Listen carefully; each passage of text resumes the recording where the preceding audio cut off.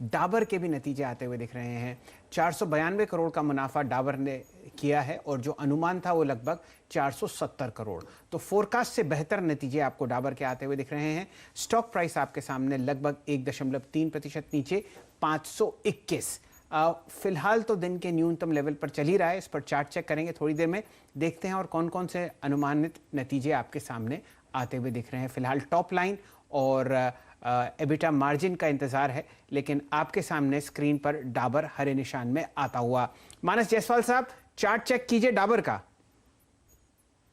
देखिए, डाबर की बात करें तो अगर आपने स्टॉक लॉन्ग टर्म के लिए लिया हुआ है तो आप बिल्कुल बने रहिए। 500 रुपए के नीचे स्टॉप लॉस रखिए, क्योंकि जो लॉन्ग टर्म ट्रेंड है वो अभी भी पॉजिटिव बना हुआ है। शॉर्ट टर्म की जहां तक बात है और आपको अगर फ्रेश लॉन्ग बनाना है तो आपको नया जो ट्रेड लेना है, फ्रेश लॉन्ग लेना है, वो 536 रुपए के ऊपर लेना है, अभी नहीं लेना है। लेकिन अगर आपने लॉन्ग टर्म के लिए पोजीशन बना के रखी है तो बिल्कुल बने रहिए 500 रुपए के स्टॉप लॉस से। चलिए, ये राय आपको डाबर पर आती हुई दिख रही है। फिलहाल जो टॉप लाइन है वो है 2728 करोड़ डाबर की, और यहाँ पर जो आपने अनुमान लगाया था उससे भी आपको बेहतर आती हुई दिखेगी। ये देखिए, ये लंबी अवधि का चार्ट है। क्योंकि रिजल्ट्स अनुमान से बेहतर हैं तो आप उम्मीद कीजिए कि आपको ये जो मुनाफा वसूली होती हुई दिख रही है वो अब हटती हुई दिखेगी। वीरेंद्र जी, आपकी राय डाबर पर? डाबर के अगर आप देखें, अगर आप अभी कुछ देर में मैनेजमेंट भी वहाँ से जुड़ेंगे शैल जी, और जिस प्रकार के नंबर्स हैं, घरेलू वॉल्यूम्स ग्रोथ करीब करीब 18.1, और आप देखिए कितना बड़ा डाइवर्जेंस है, कितना बड़ा पॉजिटिव डाइवर्जेंस है। आई थिंक ये शूट अप कर जाएगा शैल जी। डाबर एक बार इसका एक ऑप्शन भी पकड़ लेते हैं और एक टेक्निकल चेक भी ले लेते हैं। राजेश, प्लीज जरा चेक कीजिएगा। स्टॉक इस वक्त हालांकि फ्लो नहीं कर रहा है, लेकिन हाँ रिकवरी मोड में 526, 527। यस, अब आपकी राय। एक तो अभी स्टॉप लॉस क्या होगा अगर इस नंबर रिएक्शन को चेस करना है, और इंट्राडे 536, 539, 537 पॉसिबल है क्या? आय की फिगर बहुत स्ट्रांग है, 2605 से करीब करीब 2700, यानी करीब करीब समझ लीजिए कि 150 करोड़ का डाइवर्जेंस यहाँ पे है, और वॉल्यूम्स 11-13% की ट्रैजेक्टरी, वो करीब करीब 18%। प्लीज राजेश, अपनी राय रखिएगा। आई थिंक लेना चाहिए वीरेंद्र, क्योंकि जिस तरह से लोअर शैडो है और जिस तरह से सामने 20 DMA का रेजिस्टेंस है जो करीबन 535 पे है, एक बार ये 535 लेवल निकल जाएगा तो उसके बाद रैली अच्छी चलेगी करीबन 542 तक। तो 535 इसका पहला रेजिस्टेंस, उसके बाद 542। तो डाबर ओवरऑल अगर आप देखें तो बाजार के सामने कॉन्ट्रा है, रिजल्ट अच्छे है तो उसका इंपैक्ट आपको दिखेगा। तो बाय करें with stop loss below 528। So probably आप 527 का स्टॉप लॉस रखें और यहाँ पे ट्रेड ले 535 के बाद आप स्टॉप लॉस को ट्रेल करें और 535 के नीचे 2 रुपए रखें और आप 542 के लिए प्ले करें। एक स्ट्रेटेजी लेके काम करें। नंबर ऐसे हैं शैली वॉल्यूम्स के जो कि बहुत बड़ा सरप्राइज दे सकते हैं डाबर को। कविता, अगर कोई 540 की कॉल जोड़नी है तो आप क्या कहेंगी? 540 का कॉल ऑप्शन ऑन डाबर इतने स्ट्रॉन्ग नंबर्स के बाद, स्पेशली वॉल्यूम नंबर्स। हाय, गुड आफ्टरनून वीरेंद्र जी। 540 का कॉल आप ले सकते हैं, बट स्टिल मुझे लगता है इसे वंस 536 का लेवल जब ये क्रॉस करेगा तब कन्विक्शन ज्यादा आएगा, as like Satpute sir is saying. So I believe वो लेवल्स क्रॉस हो उसके बाद हमें किसी ऑप्शंस को चेज करना चाहिए। चलिए, ये राय आपको आती हुई दिख रही है डाबर पर। बहुत ही शानदार नतीजे, और आप देखिए स्टॉक बहुत ही ज़बरदस्त तरीके से आपको रिएक्ट करता हुआ दिखेगा। एक बात बहुत इंटरेस्टिंग वीरेंद्र जी ये है कि जो आप कोविड का आफ्टरमाथ देख रहे हैं वो एफएमसीजी काउंटर्स पर बहुत ज़बरदस्त है। आपने आउट परफॉर्मेंस देखा हिंदुस्तान यूनिलीवर की तरफ से, और अब आप देखिए डाबर पर आपको ये वॉल्यूम ग्रोथ आती हुई दिख रही है। ये बहुत ही अहम चीज़ है, और इस पर हम लोग समझिए कुछ समय पहले सिंगल डिजिट वॉल्यूम ग्रोथ देखते थे।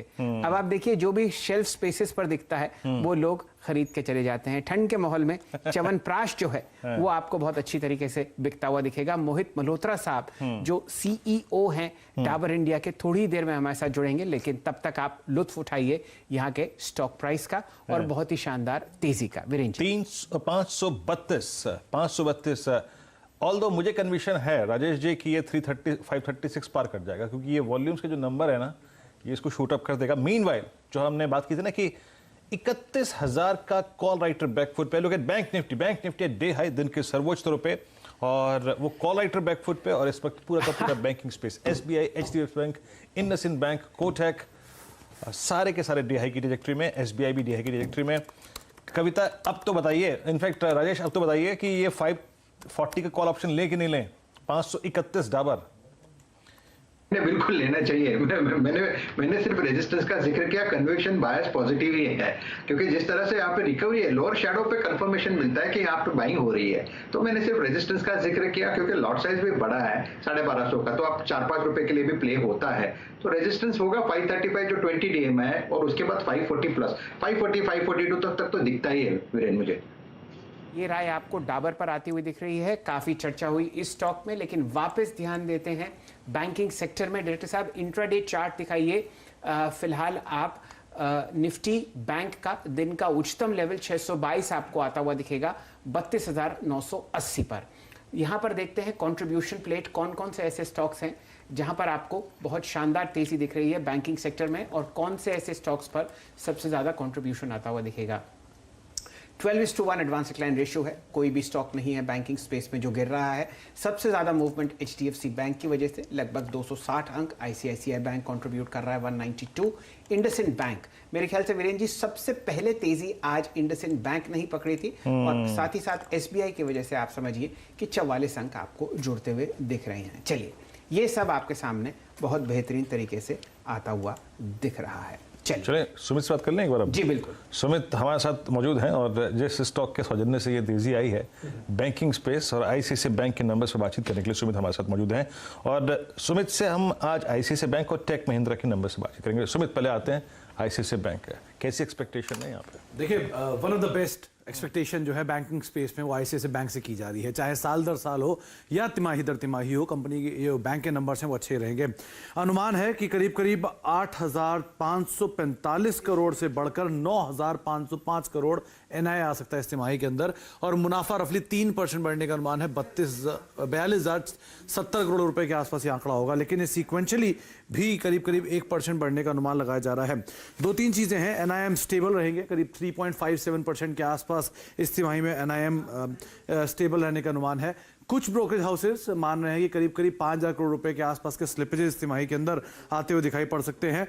ICICI सिक्योरिटीज में ICICI बैंक ने स्टेक बेचा था लास्ट क्वार्टर में, जिसकी वजह से 300-350 करोड़ की एक अदर इनकम का एक हेड और बढ़ता हुआ दिखाई पड़ सकता है। थोड़ी सी प्रोविजनिंग बढ़ के आएगी इस क्वार्टर में, लेकिन अब गोइंग फॉरवर्ड कंपनी की के जो आगे की गाइडेंस है वो किस तरह की रहती है, लैंग्वेज कैसी रहती है, खास तौर से प्री कोविड लेवल्स को लेकर, प्रोविजनिंग को लेकर, ये कुछ चीजें जिनको बाजार कीनली वॉच करे। लेकिन नंबर वाइज ये मान के चल रहा है मार्केट की अच्छे नंबर कंपनी बैंक इस तिमाही के अंदर पोस्ट कर सकता है। चलिए, मेरे ख्याल से ICICI बैंक बिल्कुल बच गया, और जब आपने गिरावट का दौर देखा तो इसके नतीजे नहीं आए, और वैसे ही जैसे आप तेजी देख रहे हैं बाजार में, वहां पर आपको उम्मीदें और मजबूत होती हुई दिख रही हैं। हमारे मित्र श्रीकांत चौहान साहब हमारे साथ जुड़ चुके हैं, और आपके सामने फिलहाल बैंकिंग हॉट बोर्ड्स चल रहे हैं। देखिए क्या शानदार तेजी स्क्रीन पर आपको आती हुई दिख रही है। IndusInd bank, ICICI bank, axis bank, HDFC bank, Kotak bank, सब तरफ बहुत ही शानदार तेजी। चौहान साहब, आपको सबसे पसंदीदा काउंटर कौन सा लगता है प्राइवेट बैंकिंग स्पेस पे? पहले उसकी चर्चा करते हैं टेक्निकली। बिल्कुल शैलेंद्र, देखिए अगर एक्टिविटी अगर आती है मार्केट में तो सबसे बढ़िया अगर कोई स्टॉक अगर चलता है हाई बीटा में तो वो होता है ऑलवेज एक्सिस बैंक। और एक्सिस बैंक में जो परफॉर्मेंस कल के दिन में हमने देखने मिला है वो क्लियरली इंडिकेट करता है कि ये स्टॉक इस लेवल पे नहीं रुकने वाला है। ये आने वाले दिनों में शायद मुझे लगता है कि स्टॉक 750-760 के लेवल्स दिखा सकता है। और आज की अगर बढ़िया बात अगर इसमें अगर देखें तो इसने अपने इंपॉर्टेंट सपोर्ट एरिया को 650 को रिटेस्ट करके वापस रिकवरी की है। तो मुझे लगता है कि करंट लेवल से भी इसे बाय किया जा सकता है। हम स्टॉप लॉस मॉडिफाई करेंगे, 650 का स्टॉप लॉस मॉडिफाई करके 663 पे लाएंगे, और टारगेट्स हम रखेंगे यहाँ पे वापस एक बार 695 के, जो इसने पिछले 3 या 4 दिन पहले ही बनाया था। तो सबसे बढ़िया अगर कोई स्टॉक है तो वो है एक्सिस बैंक, करंट लेवल से बाय किया जा सकता है। अब आपने बिल्कुल दिल की बात छीन ली एक्सिस बैंक पर राय देने पर। मैं खुद अपनी जुबान से नहीं कहना चाहता था कि आप एक्सिस बैंक पर अपनी मोहर लगाइए स्ट्रॉन्गेस्ट स्टॉक बैंकिंग सेक्टर में, प्राइवेट स्पेस में, लेकिन अब क्योंकि राय दोनों को मिलती हुई दिख रही है, तो अब बताइए कि सबसे